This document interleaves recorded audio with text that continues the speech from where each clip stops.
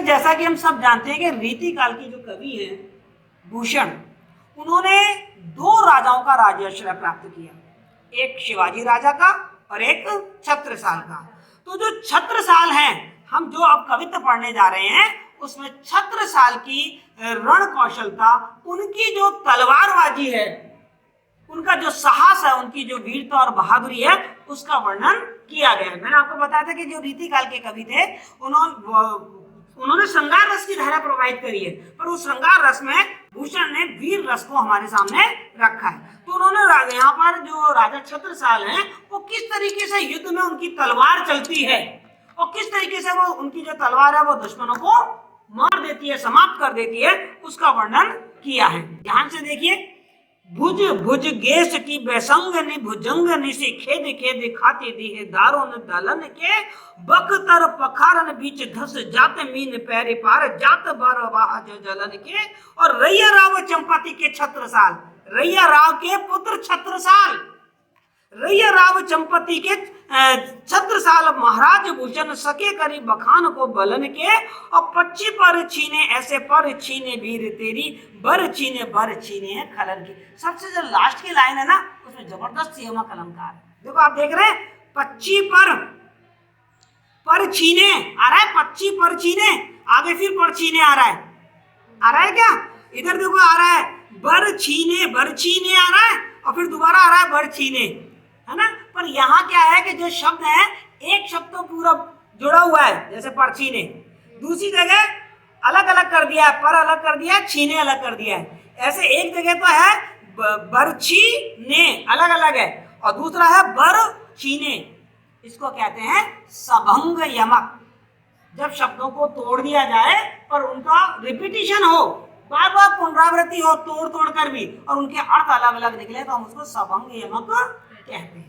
अब देखो यहाँ पर अपन जो राजा छत्रसाल हैं, उनकी तलवारबाजी की खासियत देख रहे हैं कि भुज भुज गेश की बेसंग ने भुजंग निसी।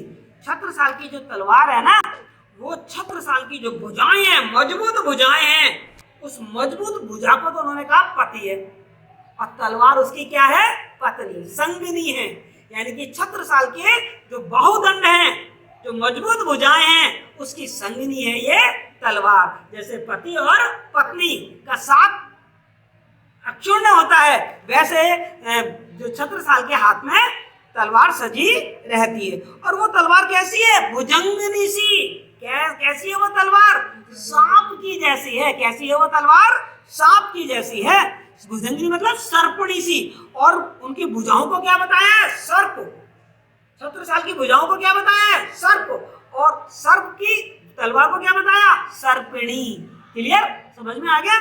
तो जो तलवार है वो सर्प जैसी है, और वो क्या करती है? अच्छा ये बताओ, जो सर्पणी होती है वो बहुत जहरीली होती है ना। कहते हैं कि वो यदि किसी को खा जाए तो वो इंसान जिंदा नहीं बचता है। तो जो छत्रसाल की जो तलवार है वो जहरीली सर्पणी जैसी है। जैसे जहरीली सर्पणी किसी को खा जाती है तो वो इंसान जिंदा नहीं बचता, ऐसे ही ये तलवार खेद खेद खाती देह दारुण दलन के।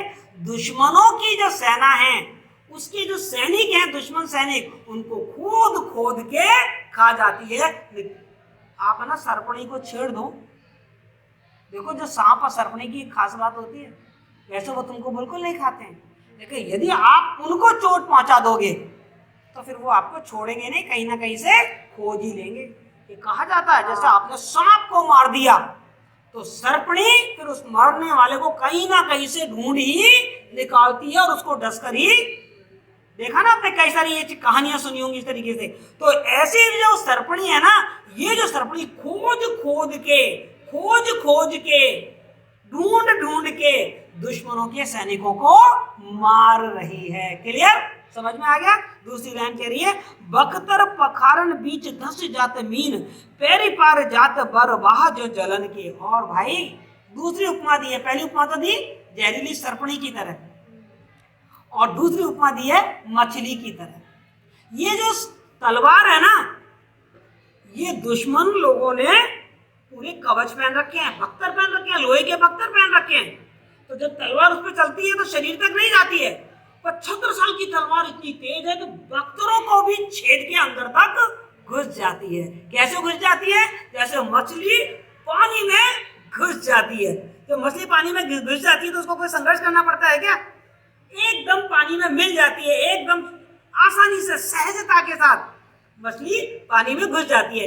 ऐसे ही इतनी ताकत है उनकी हाथों में, छत्रसाल के हाथों में इतनी ताकत है कि जैसे वो अपनी तलवार का वार करते हैं, एक ही बार में वो तलवार उस बख्तर को छेदती हुई, उस कवच को छेदती हुई दुश्मनों के शरीर में घुस जाती है और जलन पैदा करती है, उनको खत्म कर देती है।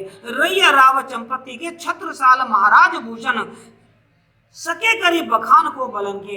ऐसे रैया राव चंपती जो छत्रसाल हैं, उनके गुणों का बखान, उनकी बहादुरी, बलन मतलब बहादुरी, उनकी वीरता, उनके साहस का बखान, उनका वर्णन करना बहुत असंभव है, शब्दों में नहीं किया जा सकता।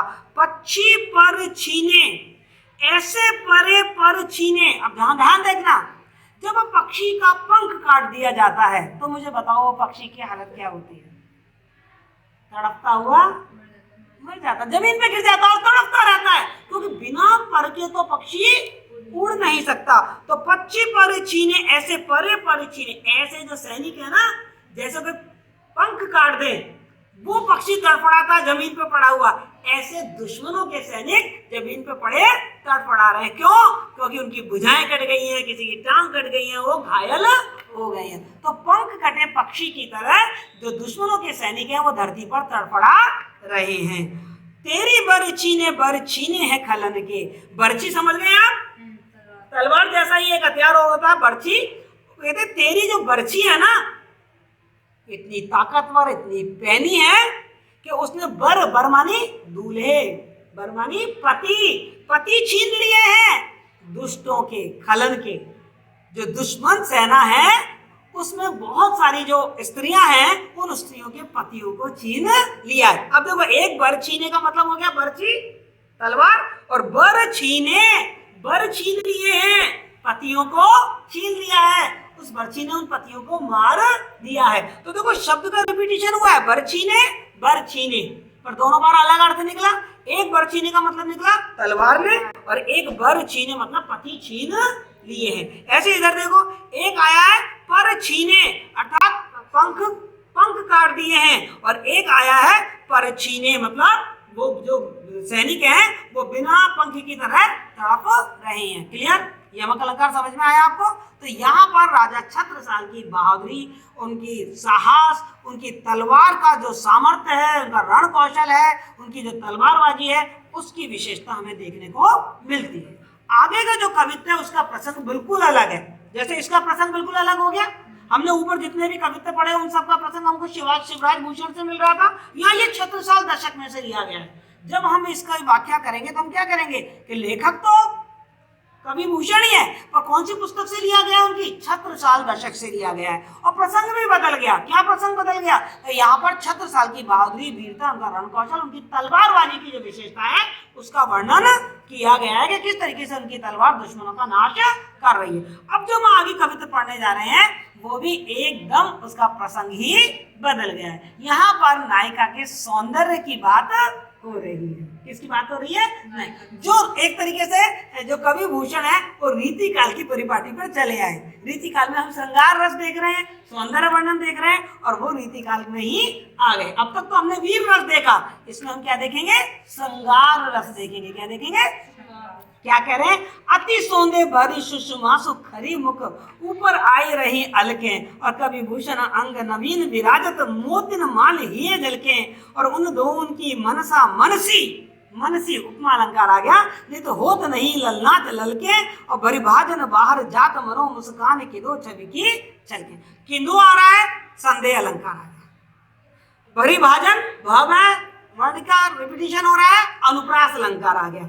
अलके झलके ललके छलके, तुकबंदी आ रही है, अंत अनुप्रास अलंकार हो गया। अब देखो इसमें क्या हो रहा है, किसी सुंदर स्त्री के सौंदर्य का वर्णन किया जा रहा है। तो क्या कह रहे हैं? अति सौंदे भरी सुषमासु, जो स्त्री है वो क्या है? बहुत ही सुंदर है, और उसकी शोभा बहुत न्यारी है। सुषमा मतलब शोभा, उसका सौंदर्य सौंधा है, खुशबुओं से भरा हुआ है। केवल सौंदर्य नहीं है, उसका जो पूरा शरीर है वो भी खुशबुओं से भरा हुआ है। मतलब कहते हैं ना भाई, एक तो सोना और उसमें सुहागा, सोने पर सुहागा। स्त्री बहुत सुंदर है और उसके शरीर से सुवासित सौंधी सौंधी खुशबू आ रही है। खरी मुख ऊपर, और उसका जो मुख है वो बहुत ही सुंदर है। और कैसा मुख है? खरी मतलब उसके मुख में बहुत तेज है, अपन कहते हैं ना ग्लो है, उसका चेहरा चमक रहा है। जब इंसान बहुत स्वस्थ और सुंदर होता है तो उसका चेहरा क्या होता है? चमकता है। तो देखिए अति सौंधापन है, उसकी जो सुषमा है, उसका जो शोभा है, उसका जो सौंदर्य है, उसमें बहुत सौंधापन है। और खरी मुख मतलब उसके मुख पर बहुत तेज है, चमक है, ओज है। और ऊपर आई अलके रही अलके, और उस सुंदर मुंह पर काले काले बालों की लटें आ गई। अब तुम खुद देख लीजिए, खुद देखो तुम, चित्रात्मक शैली, आपकी आंखों के सामने एक चित्र, एक बिंब उपस्थित हो गया है एक सुंदर स्त्री का। सुंदर मुखड़ा है, खुशबू आ रही है उसमें से, और उस पर काली काली बालों की लट आ गई है। कितनी खूबसूरत लग रही होगी वो स्त्री। आगे वो क्या कह रहे हैं? कभी भूषण अंग नवीन विराजत मोतिन माल ही झलके। और कभी भूषण कह रहे हैं कि अंग नवीन है उसके, अर्थात वो जो स्त्री है ना वो युवा है। अंग नवीन का मतलब क्या है? अभी अभी उसके अंग विकसित हुए हैं, और अंग विकसित होते हैं तो कौन सा काल होता है? युवा काल होता है। तो वो युवा है। विराजत मोतिन माल ही झलके, और उसके हृदय पर उसने मोतियों की माला पहन रखी है जो बहुत झलमिला रही है। उन दोनों की मनसा मनसी, और केवल जो नायिका है वो तो सुंदर है, और सुंदर नायिका को देख के जो नायक है वो भी उस पर मोहित हो गया है। उसकी जो मन की इच्छाएं हैं वो उस नायिका से प्रेम करने के लिए ललक रही है। उन दोनों की, दोनों कौन? नायक और नायिका, दोनों के ही मन में एक दूसरे के प्रति प्रेम उभर के आ गया है। मनसा मतलब इच्छा, मन जैसी इच्छाएं, उनके मन में इच्छाएं उभर के आ गई है एक दूसरे से मिलने की। नहीं तो होत नहीं लगना दिल के, और ये इच्छा नित नहीं होती चली जा रही है। मतलब ये नहीं है कि एक बार मिल लिए तो संतुष्ट हो जाएं। ये जो इच्छाएं हैं, जैसे हमारा मन होता है ना, दिन प्रतिदिन नई नई नई नई इच्छाएं रखता रहता है, इसी तरीके से उन नायक और नायिकाओं की भी मिलने की इच्छा रोज रोज बढ़ती ही जा रही है। भरी भाजन बाहर जात मनो मुस्कानी, और वो जो नायिका ना इतनी सुंदर है, काले काले बाल उसके चेहरे पे आ रहे हैं, उसके शरीर से खुशबू आ रही है, उसने बहुत सुंदर आभूषण पहन रखे हैं, और ऊपर से वो जो नायिका है वो मुस्कुरा रही है। क्या कर रही है? मुस्कुरा रही है। तो एक तो इतनी सुंदर, ऊपर से वो मुख यदि मुस्कुरा रहा हो तो तुम खुद देखो कितने खूबसूरत लग रहा होगा, है ना। तो कह रहे भरी भाजन बाहर, जैसे भरे हुए बर्तन में हम कुछ चीज डाल दें तो वो चीज क्या करती है? बाहर निकलने लगती है, छलकने लगती है। तो वो जो नायिका है वो पहले सौंदर्य से बहुत भरपूर है, बचा ही नहीं है कुछ भी खाली, और ऊपर से वो मुस्कुरा रही है। तो जो मुस्कान है वो भरे हुए बर्तन की तरह उसमें से उछल उछल कर बाहर आ रही है। जैसे भरे हुए बर्तन में हम कुछ डालें वो तो चीज बाहर आ जाती है, ऐसे नायिका सौंदर्य से परिपूर्ण है, सौंदर्य से भरपूर है। ऊपर से उसने मुस्कुरा दिया, स्माइल कर दी। अब जैसे उसने स्माइल की, जैसे वो मुस्कुराई, ऐसा लग रहा है जैसे वो मुस्कान उछल उछल के बाहर आ गई है। भाव ये है कि जब नायिका मुस्कुरा रही है तो आसपास जो लोग हैं वो भी उसकी मुस्कान से प्रभावित हो गए हैं। और मैं आपको एक बात बता दूं, मुस्कुरान बड़ा संक्रमण रोग है। कभी भी देख लीजिए, आप अनजान व्यक्ति को देख के मुस्कुरा दीजिए, बदले में आपको क्या मिलेगा? मुस्कान ही मिलेगी। ये मुस्कान का एक खास लक्षण है। तो नायिका जो मुस्कुरा रही है तो वो मुस्कान छलक रही है, छलक रही है मतलब आसपास के लोग भी आनंदित हो रहे हैं, मुस्कुरा रहे हैं, किंतु छवि की छलके ऐसा लग रहा है कि जैसे उसकी शोभा बाहर निकल निकल के छलक रही है।